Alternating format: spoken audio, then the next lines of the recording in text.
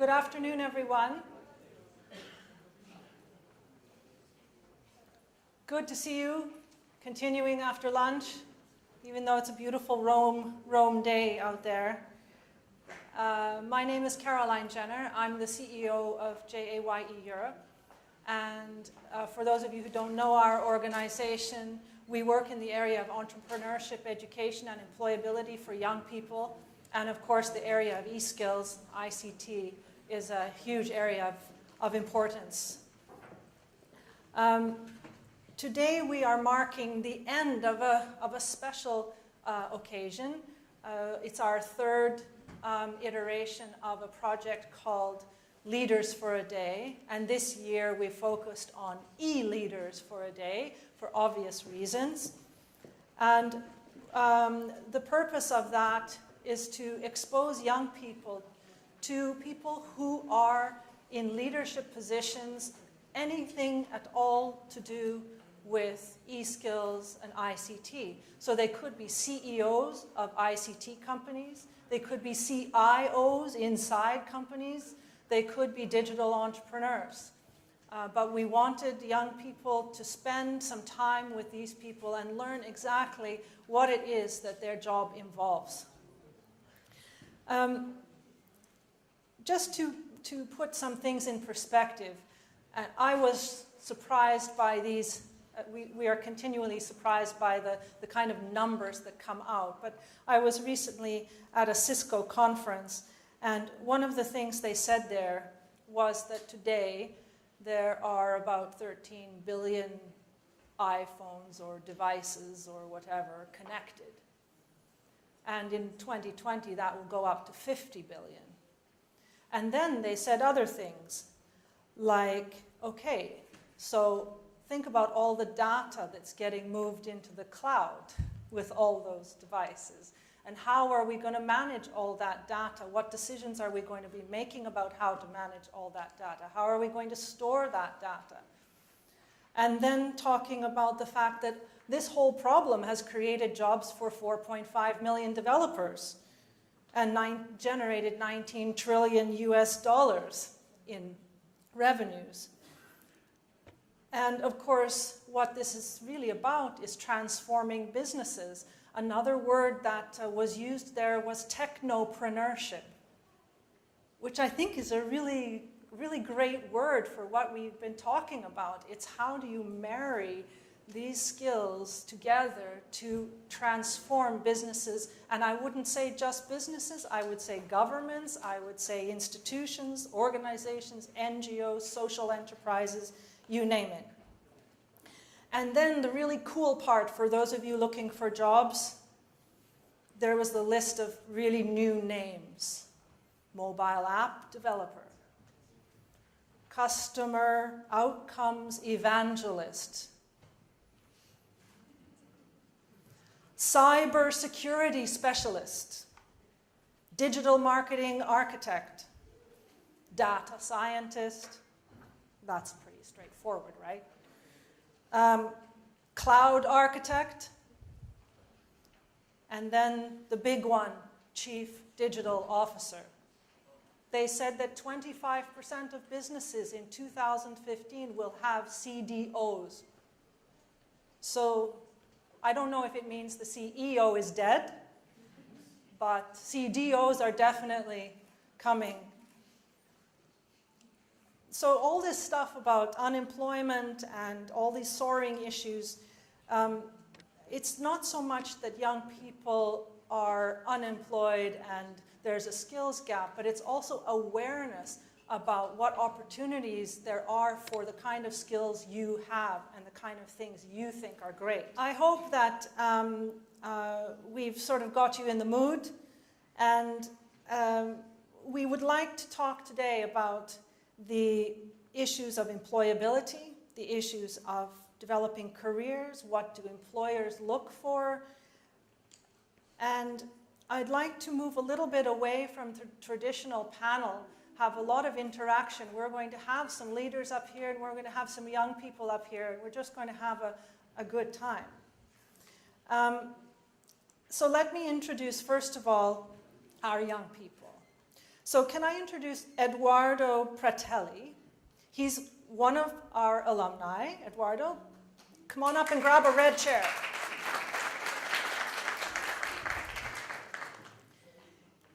He shadowed an Accenture, and he has his own business. He's just 20 years old. He builds digital books. So thank you, Eduardo. Welcome. Have a seat. Thank you so much. And now I would like to introduce Jacopo De Uri, who is also an alumnus. He shadowed Alcatel-Lucent. He's 22 years old. He's a really active volunteer in our youth network in both Italy and Europe. And Carlotta Maironi da Ponte. She followed Cisco. She's 22 years old. She studies science and communication, or the science of communication, and she's interested in working in an international environment. Welcome, Carlotta. And Emanuele Davenia.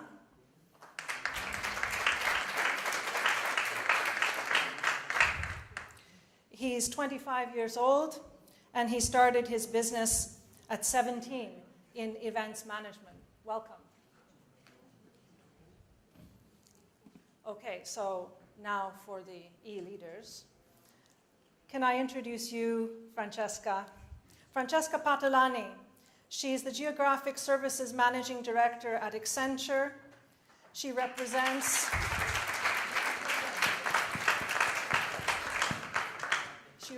a large regional responsibility: Italy, Greece, emerging markets in Russia and Eastern Europe. And as you saw, perhaps, Accenture is a founding partner of Leaders for a Day. And she is involved with, she believes very much in empowering young people to equip them with the necessary skills to find a job or start a business. Thank you. And Carlo Purassanta, CEO of Microsoft Italy.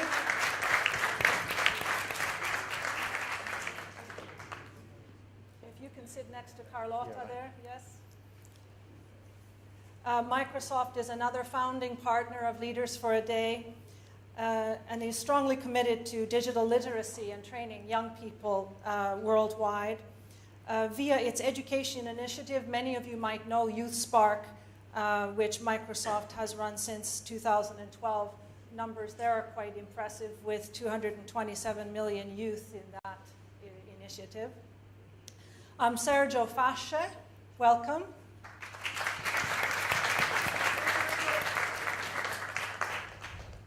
Sergio is president of Alcatel-Lucent University, and he's also the COO of Alcatel-Lucent Italy. And I wasn't familiar with the Alcatel-Lucent University before, but it delivers training for customers and internal users, 109,000 so far across 162 countries. Thank you. Can I introduce Gary Coman from Cisco?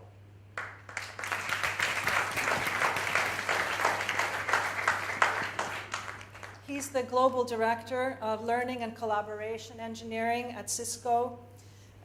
His team develops simulation software, assessment systems, learning games, working with comprehensive learning experiences. He's also, of course, connected with Cisco networking academies and other programs.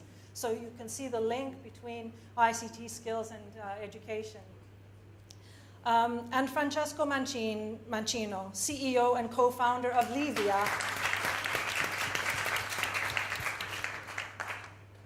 Francesco is a social entrepreneur. He participated in Startup Revolutionary Road, which was also part of the Microsoft Youth Spark program, providing tools and resources for young entrepreneurs. He has his own ICT startup called Livia. I hope I'm pronouncing it right. Okay. A photography-driven, crowd-sourced online platform for petitions and causes. And he has participated in several entrepreneurship programs and won numerous awards. So thank you for being with us, all of you. An impressive group, as I see before me. So they've done some homework, of course. you can't come to the eSkills conference and not have thought about some of these very important questions. I'd like to start with you, Francesca, with Accenture. And it's a pretty typical question that I would think everybody in media and business and politics would want to know. What are the top 10 competences that you have to possess if you want to boost your chances of getting a job? Okay, thank you for the question. Can you hear me? It's okay? Okay, so a little background, first of all. So I like to try to focus how digital has been disruptive in the way we work, to explain, to follow with the competencies I think we need to work in this way. So I think that digital is disrupting work and workforces, means how work is organized. If we think to distributed teams, extended workforce, new organizational forms going beyond the boundaries of companies, this is a new way of work organization. The other point is what work is performed. I mean, analytic skills is required to enable better decision-making processes. Who performs work? The work is performed by different talents, not only traditional workforces, but global workers, anytime, anywhere, always connected. Digital literacy skill required, absolutely, and a new mindset, more flexible mindset, to allow anywhere, anytime. And then another impact, in my opinion, is why, where, and when people work. We have a new value proposition for workers, different workplace, virtual workplaces, so a different way of work. And at the end, how work is led and managed by management is a different class of leaders that have to manage with different cycles, I think. So in this context, what is important to have, in my opinion, for students? First of all, basic skills, what I called before literacy skills, means to be able to use simple PC, web, and emails, social collaboration, enterprise digital process, mobile apps, everything you normally, I think, use already now because you are digital native. And the second skill, the second class of skills are the skills required by companies. So it's another level of skills, different. I'm speaking about analytics, cloud, mobility, e-commerce, all social media, web reputation, and so on. There's different skills, advanced skills that companies are looking for now, today. Last but not least, another important skill, in my opinion, is what we call soft skills. They complement the other skills, and I want to speak about three. One is the can-do attitude person have when they come to the company. I think it's very important to be positive and have this kind of attitude. It's not always present, and I think is very important. The other is collaboration attitude, of course, team working, and remote manage team working in a virtual way. It's a soft skill important to have, and problem-solving attitude. So I think these are all three components very important. One is basic, and I think you can learn at the university and during your life. The second is a part, perhaps, of your studies, all the specific skills that companies are looking for. And the third is something that you develop during where you are in a company, and perhaps you have in your mindset and your way of life. So many thanks. That's very clear, Francesca. Thank you very much. The e-literacy, the analytics, and the soft skills. Great. What do you think about that, Eduardo? You agree, disagree? Want to add some? I have something. I have to specify something more Yeah. than what Francesca says. For me, the competencies that candidates must have are, first of all, especially because here we are at eSkill for Job 2014, one of the most important competence is coding. Coding is important not only because if you code, you are able to build almost everything, but also because if you are able to code, you understand better how a computer works. And if you understand better how a computer works, you are able to use a computer faster than the others. You are able to solve problems better than the others, so you are more productive. And if you are more productive, a company chooses you instead of the others, right? For sure. Second, I think that also life skills is very important because company, yes, is looking for well-rounded individuals, Yeah. but who didn't study in the library their whole Yes. life, yes? Yes. And it's important that they got involved in some other non-academical activities. Yeah. Well, I liked what Francesca was saying earlier, that the line between business and what's outside the company is getting blurred. And Yes. you're sort of saying the same thing, that Yes, you can't just see things in this It's very important. silos. These things must be merged together. Mhm. Another one important thing is that you must have a critical opinion on what your company do, in order to help them to make better choice. Mhm. You must have commercial awareness to be. Yeah. You must be interested in the role, the mission, the industry of the business that you are get involved in. And if you, these competence Yeah. merged with the abilities to read specialized magazine that talk about market trend and so on, Mhm. can help you to. You will be important decision supporting system for a company. But you're absolutely right. That's what makes it really, really meaningful, is Sure. if you are participating in the decision-making of the company. That's Exactly. essential. Absolutely. Can you pass the microphone over to Carlotta? Do you have anything to add to what Eduardo and Francesca were saying, in your opinion? No, I agree with all they said. Yeah. Yeah. And would you put all those things at an equal level? The e-literacy and the hard skills like analytics and the soft skills? Or if you're starting in your career, would you put more emphasis in one or the other? Well, it depends on how you organize yourself, because every people has different kind of organization, Mhm. and so it's a personal decision.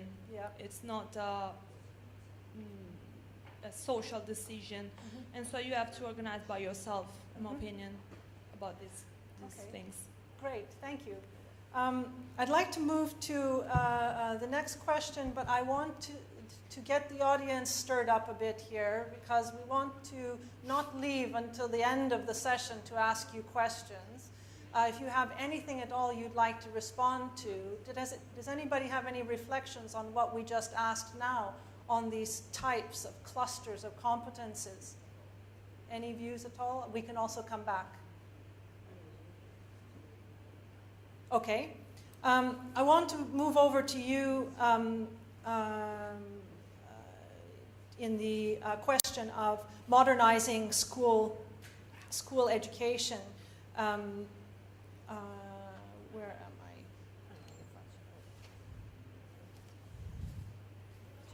Yes, I was going to ask Carlo this question.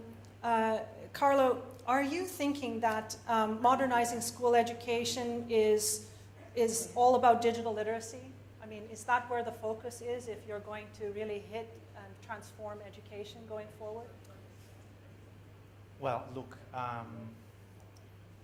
I was thinking while the debate started, and I was thinking that I'm 43 years old this year, Yeah. so I started studying 35 years ago, and I finished almost 20 years ago. When I finished, half of the stage here was 2 to 3 years old, right? And I was questioning how many things changed in these 20 to 30 years, right? I remember that the first mobile phone I saw, which is not a smartphone, but a phone, was when I started university. So it was 25 years ago. You were not born. It was the first one. My father didn't know how to use it, by the way. He never used it because he didn't know how to do it. The first PC I owned was when I did my dissertation for the engineering school. So it was when you were 1 year old, 2 years old.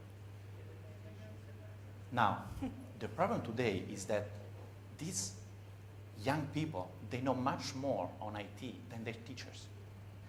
And the way they communicate with their friends, the way they socialize ideas, they participate to the life, is completely different. What they find in the enterprise is still different. There is a huge gap. The gap between how I teach and how I learn 35 years ago versus what my father was doing at work, and the difference that we have now is huge. Okay, so we have created a gap. I would say, number one, we need to prepare and educate the teachers. This is the number one thing, because the way you conceive a program, the way you deliver a program is different. So this is a possibility, right? There are programs to teach the teachers, not only about what technology is, but how you can deliver the value of an education in a different way, which was also with different tools. Then I totally agree with Eduardo. Coding is very important. Coding is logic. Coding is as important as mathematics, as Latin. In Italy, we said Latin is important because it's logic. Okay, but coding is more important than Latin today. So we need to teach this. We have initiatives, by the way, to do this, including in Italy and through Europe. And then also, I agree with Francesca that all the list was important. I would say that soft skills maybe is even more important because there are specific elements of IT and digital that you can learn over time. But what you need to learn all the time is the way you collaborate with others, the way you lead an idea, the way you lead to a pragmatic implementation of an idea, the way you work with a team.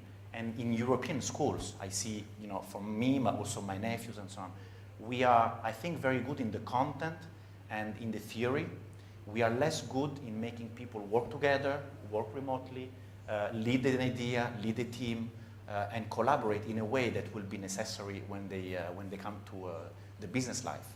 So soft skills supported by technology has to change. So if we look at school today, we need to introduce some content on skills, but we need to educate people on what technology can do to change the program, the content, how you deliver it, use gamification. I don't know if you know the concept, but the fact of having an interaction with the content which is different. I just don't read and memorize. This is the old way, but I learn, I research, I produce, and I interact, and I have reward. It's completely different. Yeah. Technology is alone in this. I don't work at home alone. I work connected through others. Yeah. I have interaction with my teacher, not only at school, but whenever I want. This is completely different. Technology is an enabler. So technology inside the program, technology to change the way you deliver the thing, and then I think collaborating in the ecosystem. But you're right, you're hitting right at the heart of it, actually, because there were discussions this morning about the fact that in relatively rich countries like here in Europe, schools can have quite good connectivity, they can have a lot of tools, they can have a lot of the things you need, but it doesn't necessarily mean they're able to do what you just said. And it doesn't mean that the educators have been trained in order to do that. So, yes. Okay. and the program changed. If we still have a similar content, you change 10% and you deliver it in the same way, although you can put a piece of paper on a PDF format and then it's on a tablet, but it doesn't change the way you learn. If you create a program, and it's not so expensive, I mean, sometimes, you know, the barriers seem very high because if you want to introduce gamification, then it seems very complicated. It's not that complicated.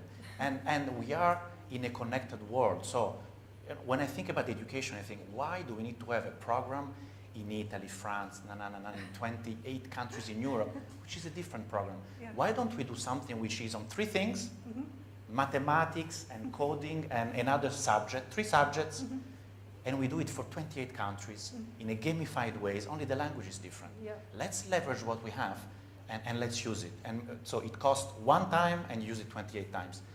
Program to teach the teachers is the same. I have an experience within Microsoft. We have been asked by the Russian and Irish government to have a teach the teacher program. So we have the content. This content can be available to any other country in Europe. So let's use it. So we have the capability to achieve We have the that capability, kind of scale. we need the will, we need to have enlightened people to have the will to make it happen, and then we just work on it. Well, and in times of tough budgets, this kind of thing ought to be Yes, done. but in times of tough budget, you know, the one thing we shouldn't, you know, give up is this, right? It's Absolutely. education. The next 30 years of Europe, it's what we decide on education in our countries. Carlotta, is that the way you learn? Or Yeah, are you I learning have to a learn po- this way? Yeah, I have the student point of view. And the problem, in my opinion, is that modern schools' education system do not consider digital literacy. And who has the passion of this kind of things has to develop things in an independent way. And so, for example, in my city and all over in Italy, there are some private schools that are started to use tablet instead of books, paper books. Not only for teaching, but only to teach students to use internet in a responsible way, or use IT programs in a right way. And this is the difference that is from when I was at school, because now I'm at university. I'm not a high school student anymore. And this is the difference, because we do not have to create a digital gap from private schools and normal schools, because everybody do have the possibility to use this kind of technologies. And another important thing, in my opinion, is that technology disinformation, because lot of students don't know a lot of IC skills. And so it's important for me, it would be important to create something that let students know how IT skills works, and how could they be interesting in this, in the workplace, or even in the everyday life. So what you're saying is that there's some gaps happening even within schools. Yeah, even within private schools and normal schools, public schools. And then the other thing you're saying is it's not just about learning about IT, but it's being motivated about Yeah, IT. exactly. Yeah.